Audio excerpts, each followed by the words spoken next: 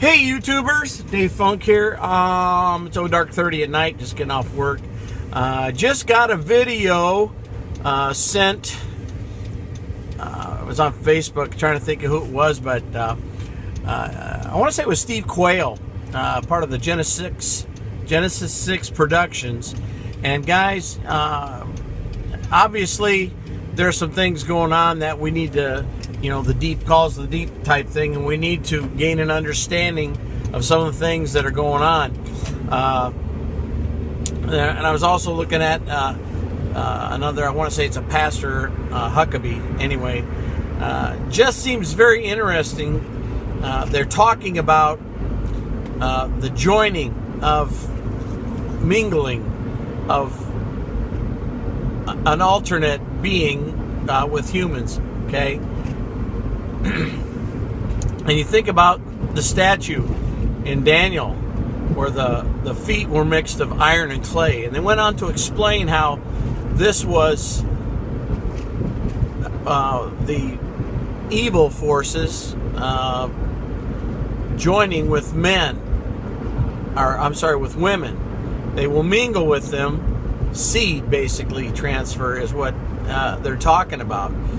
And that, you know what? It happened in Genesis chapter 6. Jesus said, as it would be as in the days of Noah, so it shall be at the sign of the coming of the Son of Man. Guys, this is all happening. And it's like, why? I could post this all day long on Facebook, all over the place. But the only people that you see a response from is people who have opened up their minds, opened up their eyes and their ears. Jesus said, you know what? Let him, or have he who has ears, let him hear what the Spirit is saying to the church. It's like, a lot of this stuff is spiritually discerned, and you got to want to be able to understand the supernatural. Or you can walk around like an ostrich with your head stuck in the sand. And all this stuff, man, it totally makes sense. But it's like you got to get out of your box and say, there's a bigger thing going on here than what meets the eye. And obviously, as there's a lot of stuff that I don't understand about, math. I don't understand algebra. I don't understand it. But I'm sure if I spent probably a year diving into it and stuff, it would make total sense. Right now, it looks like a bunch of scribbles on a piece of paper to me. I'm sure it's good for something, but, maybe I'm just not called to understand algebra, okay? But what I am called to do, I'm doing it. I'm investigating. God has put something inside me that says, you know what? Be like the Bereans. Study a matter out. Don't just take it at face value. Study it out. And guys, I have done that.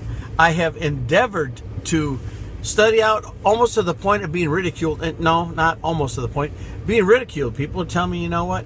You don't know what you're talking about. And the Bible said that there'd be scoffers. It said that you'll run into scoffers. And that's what they're doing. And it's like they absolutely are stern about stating that, nothing can exist beyond the realm of their understanding. And it's like, okay, you can't see the air, yet if that ceased to exist, then you would, you'd cease to exist, and you can't see it, L.A. Marzulli put it this way. He says, the people who read the Bible, okay, supposedly, you believe in talking donkeys, a man who walked on water, a guy walks over to a fish and takes coins out of his mouth. But, anything beyond that, Jesus rose from the dead. Guys, what's going on here? Are we limiting our understanding? Jesus told some of his disciples, man, there's so much stuff I want to tell you, but you know what? You're babes. You don't want to expand and your understanding. And what's sad is they even understood some other stuff that we're now straining to accept. One of the things that people in Jesus' time understood is they understood the validity of the book of Enoch. They taught it. And then now, we're 2,000 years later and we're saying, well, it doesn't apply. Bull pucky, you know what? If you think about it, the Bible says, Jude, the brother of Peter, Enoch prophesied. Okay? And if you look at the accuracy of the book of Enoch, you'll find out that it foretold so much stuff prophetically that would happen, including the flood, including the birth of Christ, including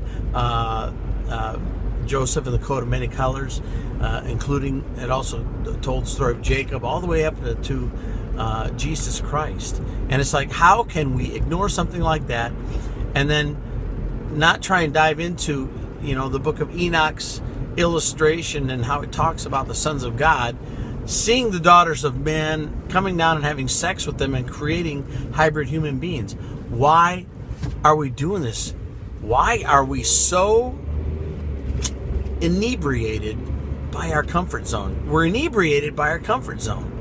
And it's like, be sober, be vigilant, because Satan, he goes around like a roar, seeking who he may devour. You know what? And one of the things that he's devouring people is he is insistent through lack of